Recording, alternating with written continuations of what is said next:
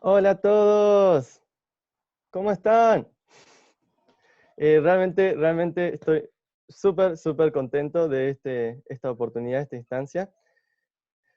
Eh, realmente fue mucho tiempo de mucha preparación, pero por sobre todo de mucha oración para poder compartir este contenido junto con ustedes. Estoy muy contento y muy emocionado y espero que ustedes también, de la misma forma.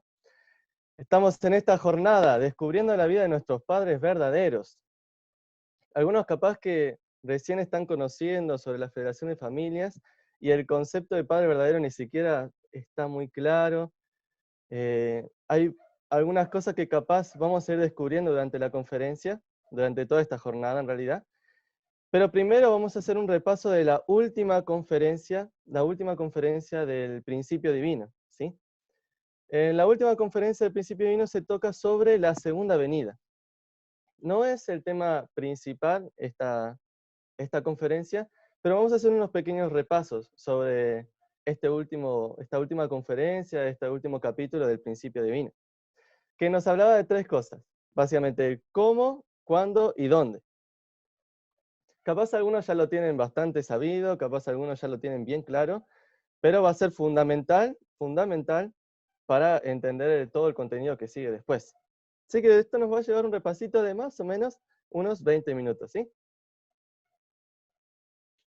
Cuando nosotros leemos la Biblia, ya vemos que el mismo Jesús habla de la necesidad del Señor de la segunda venida, que tiene que volver. Acá, por ejemplo, habla Juan 16:12, que Jesús decía, hay muchas cosas para enseñar, pero no lo pueden entender en este tiempo, hasta que llegue el Espíritu de la verdad, que los guiará hacia la verdad. También decía Juan 16:25, estas cosas os he hablado en alegorías. La hora viene cuando yo no hablaré por alegorías, sino claramente os anunciaré acerca del Padre. Entonces, ¿qué pasa? En realidad, la Biblia en sí, nosotros aprendiendo al principio y no pudimos entender, no nos expresa completamente sobre la verdad, porque quedan muchas cosas que todavía no éramos capaces de entender en ese tiempo. Pero el mismo Jesús nos habla de la necesidad del Señor de la segunda venida. Y mucha gente dice que no podemos saber el cómo, cuándo y dónde son cosas ajenas, como más que nada basado en este versículo, Mateo 24:36. Pero del día y la hora nadie sabe, ni aun los ángeles del cielo, sino solo mi Padre. Pero acá es cuando el principio nos muestra este versículo y nos hace pensar en Amos 3:7, porque no hará nada Jehová el Señor sin que revele su secreto a sus siervos los profetas. Así como pasó con muchas cosas puntuales dentro de la Biblia, por ejemplo, los 40 días de diluvio, lo anunció antes a Noé, el acontecimiento en Sodoma y Gomorra lo anunció antes a Lot, el nacimiento del mismo Jesús lo anunció antes a los Reyes Magos, y de la misma forma, nosotros vamos a ser capaces de saber, entender cuándo va a venir el Señor de la segunda venida. Por eso, responder las preguntas de cómo, cuándo y dónde van a ser capaces en el momento que el ser humano esté preparado para recibir al Señor de la segunda venida. Y el principio divino justamente nos trae las respuestas a estas tres preguntas. Vamos a empezar con el cómo, ¿sí? Estudiando el principio divino, vemos en la tercera conferencia sobre llegada del Mesías una lección bastante importante que nos puede servir para entender este punto, que es sobre la llegada de Elías. En Segunda de Reyes 2:11 habla de que Elías subió en una carroza de fuego al cielo, ¿sí? Y después Malaquías 4:5, que es el último libro de la Biblia, nos dice, Elías tiene que volver. Y uno podría llegar a pensar, bueno, capaz que Elías viene de una carroza de fuego del cielo a la tierra. Porque justamente dice la Biblia que iba a venir antes de la venida del Mesías, y bueno, capaz que alguna persona podría llegar a pensar, tengo que esperar en el cielo la carroza de fuego, y eso iba a anunciar la llegada del Mesías. Pero el mismo Jesús, por ejemplo en Mateo 17, 11, 13, habla de que Juan el Bautista era Elías. ¿Qué tiene que ver esto con lo que estuvimos hablando antes? Bueno, básicamente acá está la enseñanza, una de las lecciones que podemos sacar de este acontecimiento. Son diferentes personas, si bien tenía que volver Elías, son diferentes personas con una misma misión. Y eso podría llegar a pasar también en los tiempos del Señor de la Segunda Venida. Jesús fue crucificado, luego de 40 días eleva al cielo, se habla de la necesidad de que Jesús vuelva, y así como pasó con Elías, podemos decir que Jesús no va no va a venir como persona, va a ser otra persona que cumple una misma misión, así como pasó antes. También incluso podemos citar versículos donde nos hablan de que el nombre del mismo Mesías va a ser diferente. Aquí tomé uno de los tres, que es Apocalipsis 19:12, que dice, sus ojos eran como llama de fuego, y había en su cabeza muchos diademas, y tenía un nombre escrito que ninguno conocía sino él mismo. Obviamente nos estaba hablando sobre el Mesías. Entonces, primera enseñanza, primera cosa a tener en cuenta, en cuanto al cómo, no va a ser la misma persona, el mismísimo Jesús que se va a presentar aquí en la tierra. También lo podemos ver en el cómo, entender el cómo con lo que pasó en la primera venida de Cristo. En Daniel 7:13 se habla de que el Mesías iba a descender del cielo. Es una revelación que recibe un sueño que recibe Daniel, que ve al Hijo del Hombre descender del cielo. Pero también en Miqueas 5:2 habla que es nacido en Belén. Entonces tenemos dos clases de profecías, y uno podría decir, bueno, o una es correcta o la otra es incorrecta. Capaz que podríamos llegar a pensar eso. Cuando vamos a los hechos, bueno, sabemos que Jesús nació en Belén. Bien, entonces significa que Daniel es falso, que el versículo de Daniel 7:13 es falso. No es falso. La cuestión es que representa algo, está simbolizando algo. Entonces, ¿qué pasó acá? Al final, el Mesías nació en la carne, pero también viene de las nubes del cielo. El tema es entender qué significa esto. En 2 de Juan 1:7 es un versículo muy interesante que podemos leer. Dice, porque muchos engañadores han salido por el mundo que no confiesan que Jesucristo ha venido en carne. Que en esto haces el engañador y el anticristo. Bastante fuerte, bastante fuerte. Y hay que tener cuidado, porque capaz a veces uno podría cometer esos mismos errores en nuestros propios tiempos. También lo podemos analizar en cuanto al cómo con respecto a su misión. La misión del Mesías, nosotros la vimos cuando estudiamos el principio divino, entendemos, tiene que eliminar el pecado original, tiene que establecer el reino de los cielos y restaurar las tres bendiciones. Entonces uno podría pensar, bueno, ¿cuál es la forma, cuál es el método en el cual el Mesías podría llegar a cumplir esto? Si es el mismo Jesús, por ejemplo, que viene desde las nubes, ¿será acaso que podemos establecer el reino de los cielos en la tierra, tanto como en el cielo? Porque si creemos las profecías literalmente, la tierra va a ser completamente destruida, no va a quedar nada de nosotros, los buenos van a ser elevados al cielo, y ahí tendríamos que dudar de la misión del Mesías. También entendemos por el principio divino que tiene que establecer las tres bendiciones. Eso es fundamental. Eso significa precisa de formar una familia. Y no hay forma de formar una familia si no es aquí en la tierra. Es más, el Mesías tiene que cumplir las tres bendiciones, crecer, multiplicar y dominar, así como tendría que haberlo cumplido Adán, ¿sí? Pero claro, si nosotros lo esperamos desde el cielo, esto jamás se cumpliría. Entendimos con el principio divino que la cruz lo que permitió fue una salvación espiritual, pero no una salvación física. Y ahí estaba la necesidad del Señor de la segunda venida. Bien, pero claro, si necesitamos de la salvación física, vamos a necesitar que el Mesías pueda venir aquí en la tierra. Y así como dice al final, tiene que ser alguien que herede la misión del mismo Jesús para que pueda completar aquello que él no pudo cumplir. No porque Jesús haya hecho mal, no porque Jesús no fuera suficientemente capaz, porque el pueblo no le creyó en ese tiempo. Pero claro, vamos a la Biblia y encontramos versículos que dicen que Cristo venía en las nubes. El más claro es Mateo 24:30, que dice, entonces aparecerá la señal del Hijo del Hombre en el cielo, y entonces lamentarán todas las tribus de la tierra y verán al Hijo del Hombre viniendo sobre las nubes del cielo con poder y gran gloria. Y uno lee esto y dice, hay que prepararse porque cuando llegue se viene fuerte la cuestión. Se viene el Hijo del Hombre con las trompetas, con todos los ángeles desde el cielo con gran poder y gloria. Pero claro, ¿qué significará esto? Por todo lo que vimos antes, tendríamos que llegar a entender. El Mesías viene en la tierra, pero con esta clase de mensajes uno podría llegar a dudar mucho, ¿no? Entonces la cuestión es entender qué significa venir sobre las nubes del cielo. Para eso El principio nos enseña, nos muestra un par de versículos para entender qué simboliza, desde el punto de vista de la Biblia, el agua y cómo podríamos llegar a entender a las nubes. En Apocalipsis 17:15 dice, me dijo también, las aguas que has visto, donde está sentada la ramera, son pueblos, muchedumbres, naciones y lenguas. Acá Apocalipsis usa un simbolismo bastante interesante, ¿no? Habla de las aguas donde está sentada la ramera, que son pueblos, muchedumbres, naciones y lenguas. ¿Qué simboliza esto? Significa a toda la humanidad caída, a todo el ser humano caído, ¿sí? Entonces, pensando en cuanto a las nubes, ¿qué podría ser? Si las aguas representan a todo este pueblo, muchedumbres, naciones y lenguas, pero que está sentada la ramera, eso significa está bajo el dominio de Satanás, ¿qué podría llegar a significar las nubes? En Hebreos 12:1 nos habla como un simbolismo de lo que podría llegar a significar las nubes. Dice, por tanto, también nosotros, teniendo en torno nuestro tan gran nube de testigos, sacudamos todo el lastre del pecado que nos asedia y corramos con fortaleza la prueba que se nos propone. Acá las nubes es comparado con una gran masa de testigos, una gran cantidad de personas, básicamente. Así como las aguas eran una gran cantidad de personas, aquí también nos habla de que las nubes eran una gran cantidad de personas. Pero ¿cuál podría llegar a ser la diferencia entre el agua y las nubes?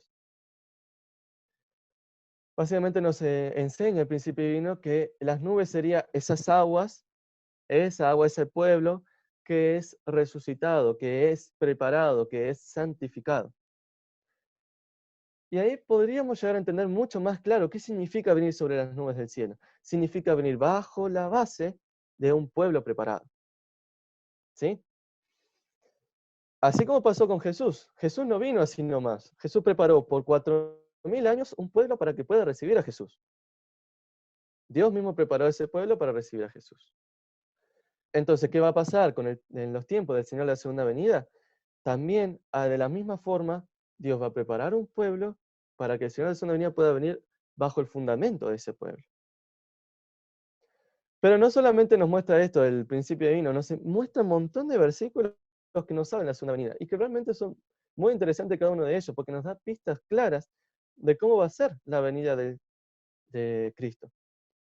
Vamos a leer solamente algunos. Como les dije, esto es solamente un repaso, no estoy haciendo tanto, no quiero hacer tanto hincapié en todo el contenido de la conferencia, pero nos sirve como para entender por qué estamos aquí reunidos, ¿no? Por ejemplo, leemos aquí, Apocalipsis 17:14. Pelearán contra el Cordero y el Cordero los vencerá, porque el Señor de señores, Rey de reyes, y los que están con él son llamados y elegidos y fieles. Y uno podría pensar, ¿quién podría llegar a cuestionarse que Cristo es el Cristo si viene del cielo con las nubes, con las trompetas? Nadie va a pelear contra él. O sea, hay que ser ciego, hay que ser realmente estar nublado para pelear con alguien que viene del cielo con tanta gloria. Sería diferente en el caso que viniera a la tierra, ¿no es así? Y así fue como pasó, de hecho, con Jesús. Pelearon contra él y así anuncia la misma Biblia que pasará con el Cordero, el Señor de señores, el Rey de reyes. Vemos también acá el que dice la Biblia en Lucas 17:20, el reino de Dios no vendrá con advertencia. También dice Lucas 17:25, pero primero es necesario que padezca mucho y sea desechado por esa generación. Todas estas cuestiones cada vez nos hacen pensar más, upa, si fuera realmente literal, todos estos versículos estarían erróneos. ¿Cómo podríamos decir que el Señor de la segunda venida no viene con advertencia? Sí, de hecho, viene con trompetas y anunciado por unos ángeles desde el cielo. Obviamente estaba viniendo con una tremenda advertencia, que no se da cuenta, pero acá nos está diciendo no vendrá con advertencia. Va a padecer mucho. Seguimos leyendo y encontramos más versículos. Esta es la palabra del mismo Jesús. Os digo que pronto les hará justicia, pero cuando venga el Hijo del Hombre, ¿hallará fe en la tierra? ¿Hallará fe en la tierra? ¿Podrá encontrar gente que le crea? Muy difícil no creer en alguien que viene de las nubes con tanto poder y gloria. Muy difícil, muy difícil. Ya no sería una cuestión de fe. Ya es cuestión porque no es cuestión de creer en algo difícil de... No, es cuestión de aceptar lo que está ante mis ojos. Pero claro, acá nos está hablando como, incluso que casi que con dolor, de que el Cordero de Dios, el Hijo del Hombre, iba a ser perseguido, iba a ser criticado, que capaz incluso no podría llegar a encontrar fe sobre la tierra. Y seguimos leyendo, por ejemplo, el 1 Tesalonicenses 5:2, que dice que Él vendrá como ladrón en la noche. Lo mismo pasa en Apocalipsis 6:15. ¿Cómo viene el ladrón en la noche? No se anuncia con una campana y mucho menos con las trompetas. Viene desapercibido. Así como pasó con Jesús. Viene completamente desapercibido. La gente no sabía. Vino humildemente y empezó a trabajar de a poquito, desde cero. Acá seguimos leyendo, Apocalipsis 10:11 dice, y él me dijo, es necesario que profetices otra vez sobre muchos pueblos, naciones, lenguas y reyes. Se va a encontrar la necesidad del Señor de su unidad de profetizar otra vez. Acá encontramos Mateo 13:31 que dice, el reino de los cielos es semejante al grano de mostaza, que un hombre tomó y sembró en su campo. Para los que no lo saben, el grano de mostaza es una cosita muy chiquita, es realmente muy diminuta, pero crece de manera enorme, es realmente uno de los árboles más grandes, realmente enorme. Pero claro, los árboles no crecen, se necesita un periodo de tiempo, pasar de chiquito a poder realmente ser grande, y así va a ser el reino de los cielos. Entonces, ¿qué significa? No va a ser de un momento al otro. Viene el Señor de la segunda venida desde el cielo con las trompetas. Es como que así nomás ya llega el reino de los cielos, pero no va a ser así. La misma Biblia nos está anunciando una y otra vez a través de los versículos. Y acá estos últimos dos son los más claros en ese sentido. Acá nos habla la profecía que dice, ella dio a luz un hijo varón que regirá con vara de hierro a todas las naciones, y su hijo fue arrebatado para Dios y para su trono. Nos está hablando que el Señor de la segunda venida será nacido de mujer. ¿Sí? Y por último, Apocalipsis 19:7, que dice, gocémonos y alegrémonos y démosle gloria porque han llegado las bodas del Cordero. Estas bodas que estuvimos hablando aquí de la segunda bendición, aquello que tiene que cumplir, la familia que tiene que establecer el Señor de la segunda venida, tiene que hacerlo aquí en la tierra.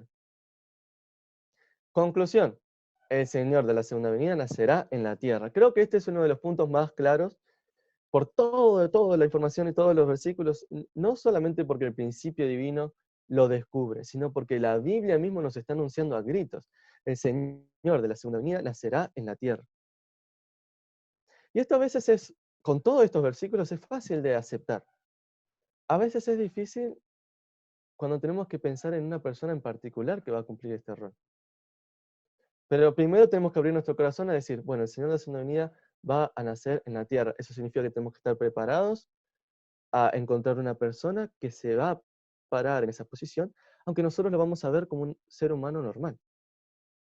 No se va a anunciar con trompetas, gente. Va a ser un ser humano normal que va a tener este rol tan importante que va a cargar con la salvación de toda la humanidad. Vamos al cuándo. El cuándo. El cuándo es un poquito más fácil, no necesitamos tanta preparación de versículos y todo lo que vimos anteriormente, porque en realidad lo vimos bastante anteriormente en el principio divino. Como decíamos antes, en Mateo 24:36 decía que no se sabe el día ni la hora. Pero como dijimos antes, Dios lo va a revelar a sus siervos, sus profetas. ¿Cuál sería esa revelación que nos puede llegar a explicar cuándo viene el Señor de la segunda venida? Son los paralelos históricos que vimos en el principio divino. Antes de la conferencia de la segunda llegada, vimos sobre esto.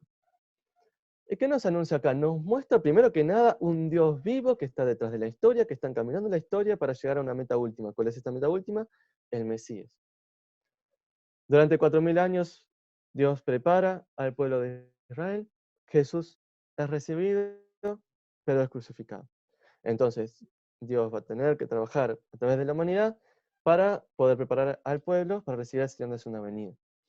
Y nosotros estudiamos que nos encontramos en los momentos cúlmines del tiempo de preparación para la segunda llegada.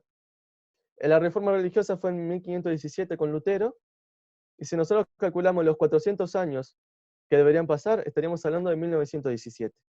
¿Sí? Pero también, si sumamos todos los años 400, 400, 120, 400, 210 y 400, nos da un total de 1930. Entonces el principio nos explica claramente a través de esto que el Señor de la Segunda Venida viene entre 1917 y 1930. ¿Por qué lo podemos decir con seguridad? Porque no hay manera de negar los paralelos históricos. Uno estudia en detalle cada una de las historias y ve que la repetición se cumple durante toda la historia humana. Entonces nosotros podemos decir, sin temor a equivocarnos, por todo lo que nos basamos anteriormente, por todo lo que se explicó antes, que así como se repitió todas estas características, podemos decir, el Señor de la Segunda Venida nace entre 1917 y 1930. ¿Qué significa esto? Que ya nació. Que ya nació. El Señor de la Segunda Venida ya nació. Nació en la tierra y fue hace aproximadamente un siglo. Ahora vamos a una pregunta bastante importante y la última. ¿El dónde? Algunos podrían llegar a pensar que el Señor podría llegar a venir en Israel mismo. ¿Sí? Podríamos llegar a pensar eso. Pero acá en Mateo 21, del 33 al 43, nos da una parábola, Jesús, que básicamente en conclusión nos habla de cómo los israelitas han siempre asesinado, matado a los profetas, hasta finalmente haber matado a su hijo, al Hijo de Dios, que era Jesús. Entonces termina de la parábola diciendo, pero os digo, se os quitará el reino de Dios para dárselo a un pueblo que rinda sus frutos. Así como también lo entendemos por qué significa ser el pueblo de Israel. Nosotros vemos en la Biblia, Israel comienza con Jacob por ser el victorioso ante Dios, ¿verdad? Pero no significa que van a ser necesariamente los descendientes de Jacob.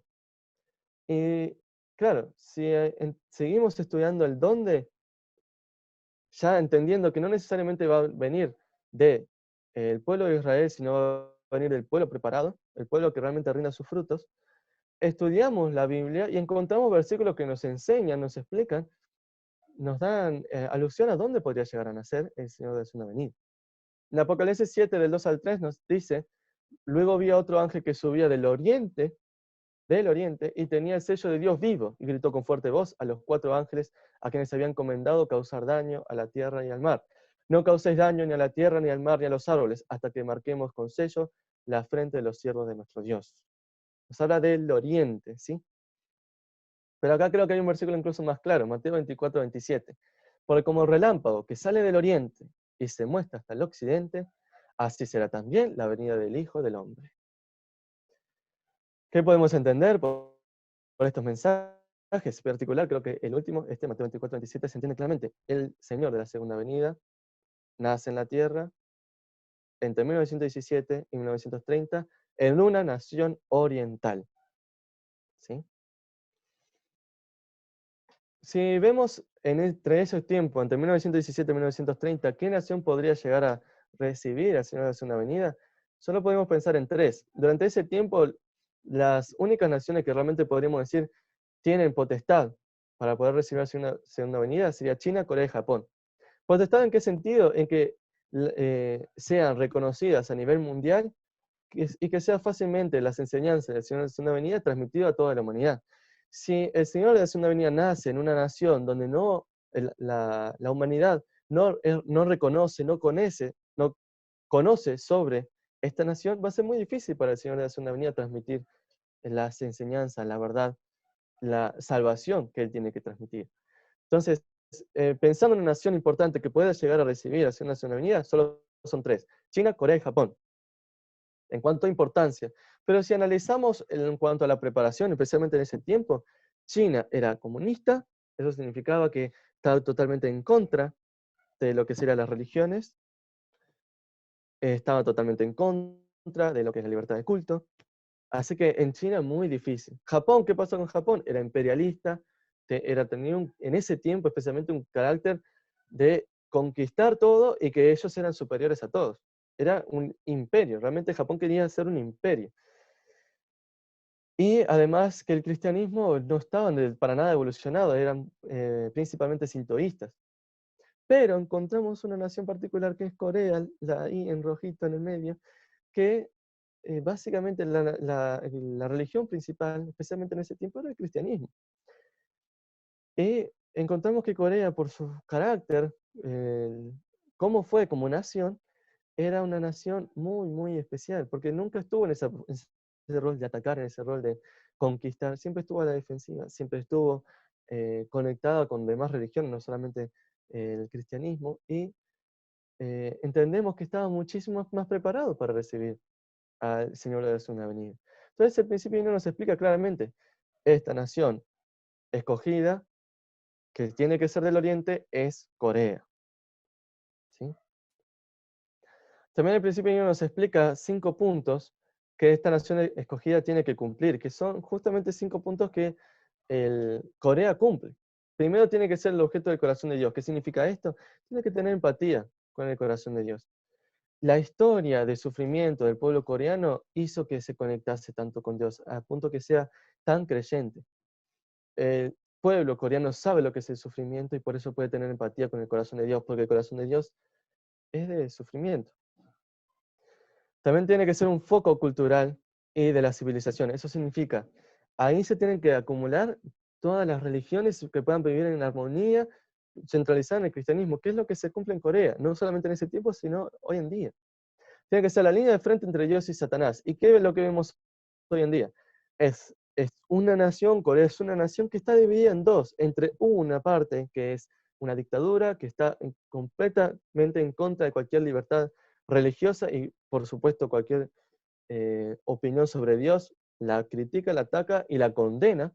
Y después tenemos el otro lado que es democrático, que es principalmente cristiano. Entonces encontramos ahí Dios y Satanás básicamente encarnados en estas dos naciones luchando para finalmente plantarse en la tierra. También tiene que haber un periodo de indemnización nacional.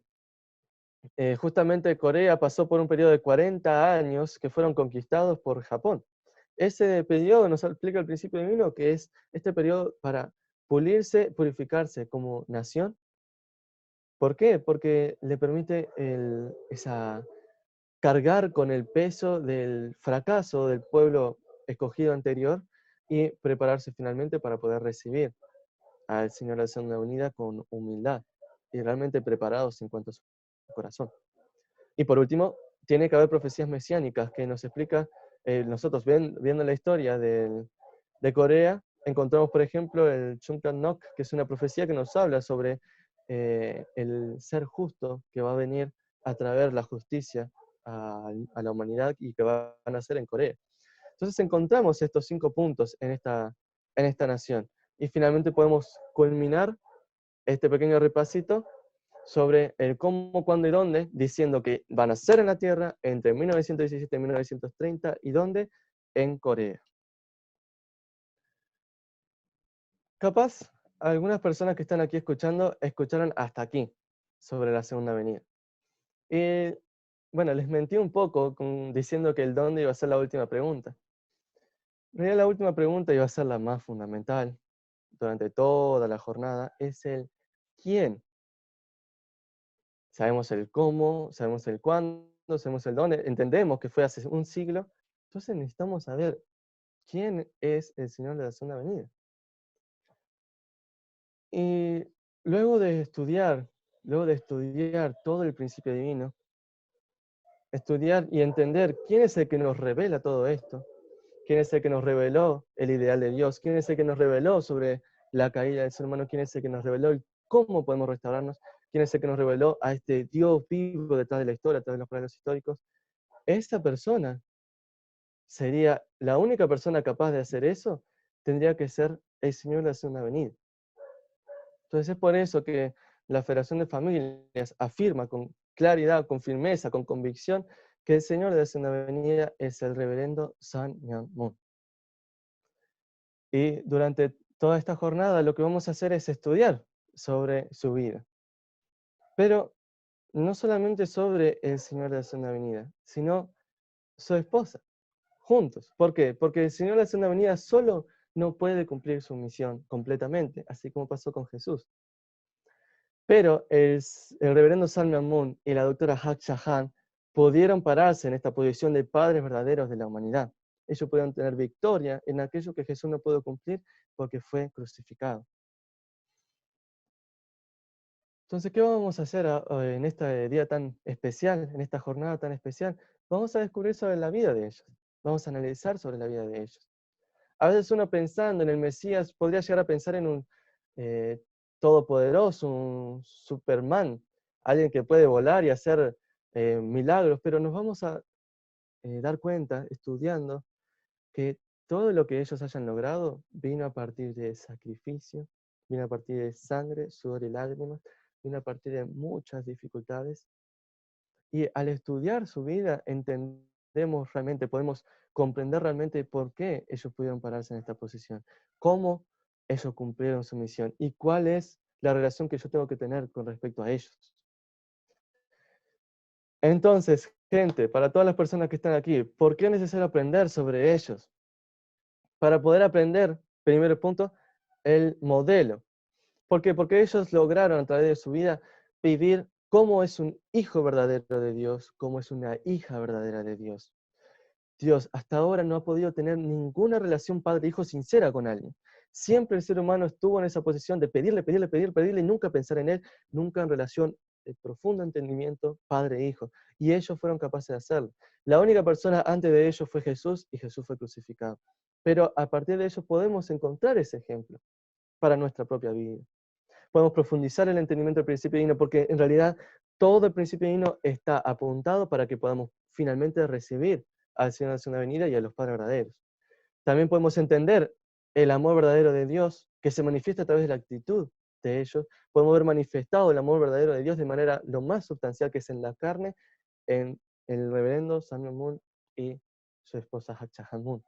Y por último, para renacer y salvarse, porque nosotros estudiamos en el principio divino que necesitamos de los padres verdaderos, necesitamos de ellos para poder obtener la salvación. Entonces, sin entender sobre ellos, sin saber sobre ellos, sin saber cómo podemos nosotros, qué clase de relación tenemos que tener con ellos, no podemos llegar a realmente salvarnos. Ellos, el Señor de la Segunda Venida junto con su esposa, vienen a partir de todo el proceso de la historia que estuvimos estudiando en el principio divino. Viene a partir del sacrificio del mismísimo Jesús, que Jesús marcó las puertas, abrió las puertas para que el Señor de la Segunda Venida pueda venir. Jesús obtuvo lo que es la salvación espiritual y simplemente el Señor de la Segunda Venida tiene que completar aquello que Jesús no había podido cumplir completamente. Entonces hubo toda una historia también de sufrimiento, de cristianismo, de preparación, todo para este momento poder recibir al Señor de la Segunda Venida. Y luego de la Primera Guerra Mundial, nace el reverendo San Moon. Con esto termina un poquito todo lo que es el repaso de lo que vimos antes y la introducción a toda esta jornada.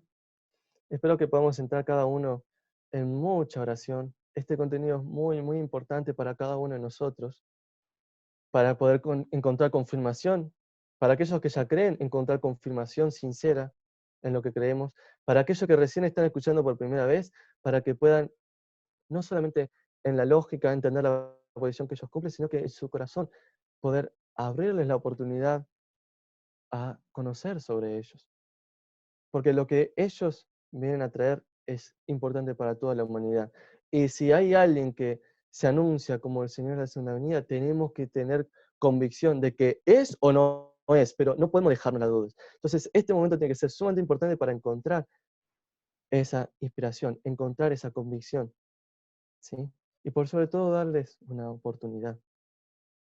Así que vamos a comenzar a estudiar sobre la vida de nuestro Padre verdadero, ¿sí? Nosotros en la Federación de Familia los llamamos a ellos como Padre verdadero, Madre verdadera, Padres verdaderos ambos.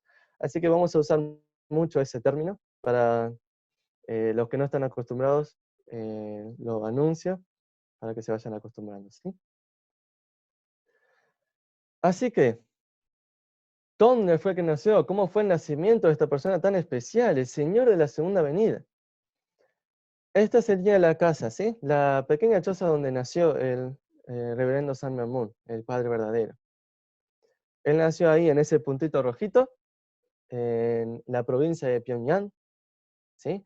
Actualmente sería Corea del Norte, pero en ese tiempo estaba todo unido, así que él nació en Corea, en un lugar, como ven en la foto, de montañas, naturaleza, de completa conexión con lo más puro de la creación de Dios, que es la naturaleza. Esa fue la clase de ambiente en la que se creó el Padre verdadero.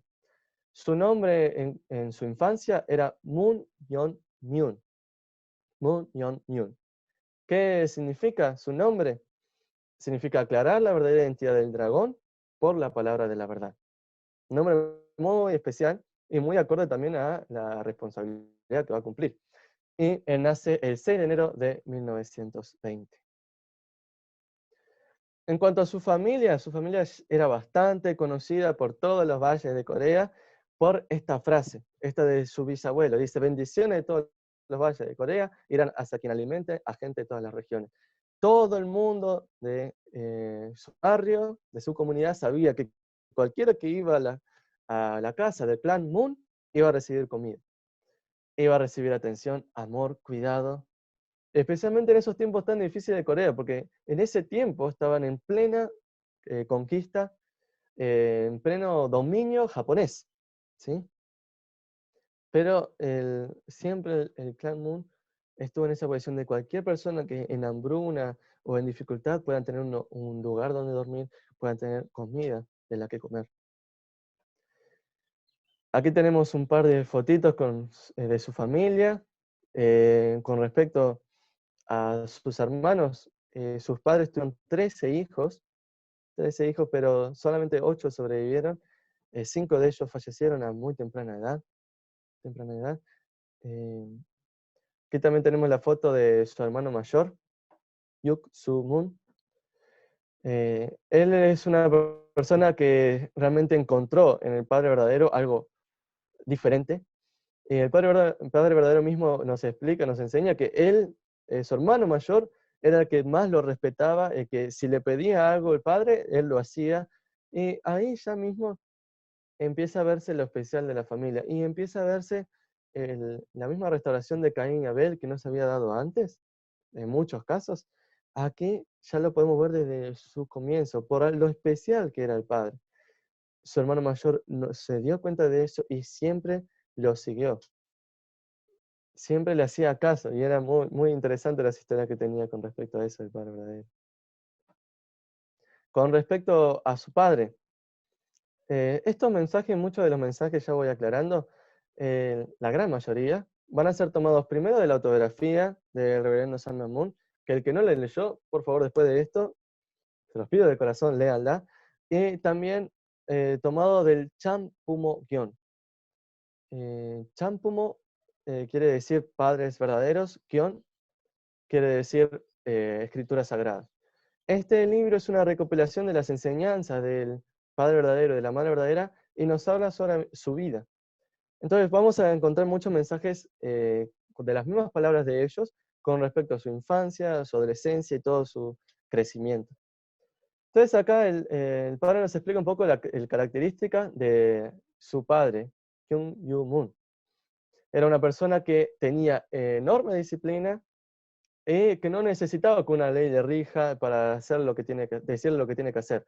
Él tenía principios y él siempre los mantenía a costa de lo que sea. No necesitaba de alguien que le diga lo que tenía que hacer. Un padre bastante especial. Con respecto a su madre, era una persona, dice el padre, de gran moral, con una personalidad fuerte, pero también nos muestra un poco el corazón de su madre. Ahí en los puntitos, por ejemplo, nos contaba, yo se los voy relatando un poquito, ¿no? Para no hacer tanto texto, pero nos cuenta mucho del corazón de nuera que tenía su madre, de la preocupación que tenía ella ante sus hijos. También nos enseña el padre que ella tenía una tendencia muy revolucionaria, era muy terca, así como vamos a ver que el padre era también, y muy creativa, que era algo que también el padre verdadero heredó de ella. Siguiendo un poquito con su familia, tenemos a su tío abuelo, Yun Kuk Moon, que fue el que lo llevó al cristianismo cuando era chiquito, con 10 años, y tomó un rol muy importante en la educación, en la preparación del padre. ¿Sí? Y luego tenemos unos pequeños puntos sobre sus características. Como les dije, la intención es ver el carácter más puro del Padre verdadero y que podamos conectarnos, acercarnos un poquito más a Él, entender cómo era que pensaba, cómo era que actuaba y cómo llegó a prepararse para el rol que cumple. Primero, resumiendo un poquito, todos estos mensajes son de la autobiografía. Resumiendo un poquito, era una persona con muchos talentos, muchas habilidades con las manos, hacía, tejía mucho, muchas artesanías, era físicamente muy fuerte, era muy grande también, incluso con personas incluso mayores que él, era muy fuerte, muy capaz. También era una persona con mucha curiosidad de espíritu investigador. Todas esas montañas que nosotros vimos en la foto, bueno, él quería conocerlas absolutamente a todas. O sea, quería conocer todo. Todo en un rango de 8 kilómetros, como nos dice un poco acá. Quería conocerlo, no había manera de pasarlo por encima. No, tenía que conocerlo en plenitud. Era muy curioso. También tenía una voluntad muy fuerte. De hecho, también podríamos definirlo que era muy terco. Y si uno lee la autografía y se da cuenta que, la verdad, sus padres tuvieron algunas dificultades con el carácter que él tenía. No porque él fuera malo, sino porque así como tenía que pasar con Adán y Eva, el Señor es una venida, no nace perfecto. Él tiene un proceso de crecimiento, de maduración, de desarrollo. No significa que sea malo, pero durante este tiempo en su infancia, él fue cultivando. A partir de todas estas características que vamos a estar viendo, empieza a notarse lo especial de su carácter y durante su infancia es que lo va puliendo, conectado con la naturaleza, conectado con Dios, con el cristianismo de chico.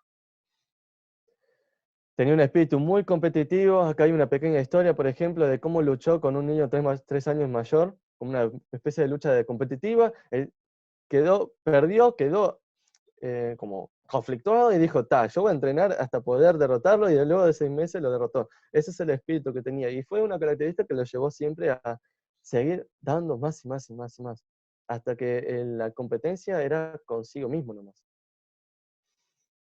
Era un hombre justo, era conocido por el pueblo por el justiciero que marcaba qué era lo que está bien, qué era lo que estaba mal. Así era como era, no podía dejar pasar las injusticias. También tenía un carácter muy amoroso. Aquí resumí un poquito, pero hay una historia que nos cuenta el padre que sus vecinos, por ejemplo, en esta situación, en este imperialismo de parte de Japón, están pasando por hambre y él, conflictuado, pensando en qué hacer, agarró y dijo, le llevo una bolsa de arroz. Cargó una bolsa de arroz, corrió por 8 kilómetros, procurando que no, teniendo cuidado de que los padres no lo vean, para poder dárselo a los vecinos que tenían hambre. Esa era la clase de corazón del padre. Tenía un don de mando, de liderazgo, un poco lo vimos con el punto 5 del carácter justo, pero la gente decía, o este va a ser el rey de una nación o va a ser el jefe de un grupo criminal. Realmente era un líder nato, líder nato. Y por último, gran espiritualidad, gran espiritualidad. Nos muestra un poquito algunas historias de cómo él podía sentir cómo está emocionalmente alguien, capaz que incluso sin verlo, sino que simplemente cerrando los ojos pensando en esa persona, sentir cómo estaba.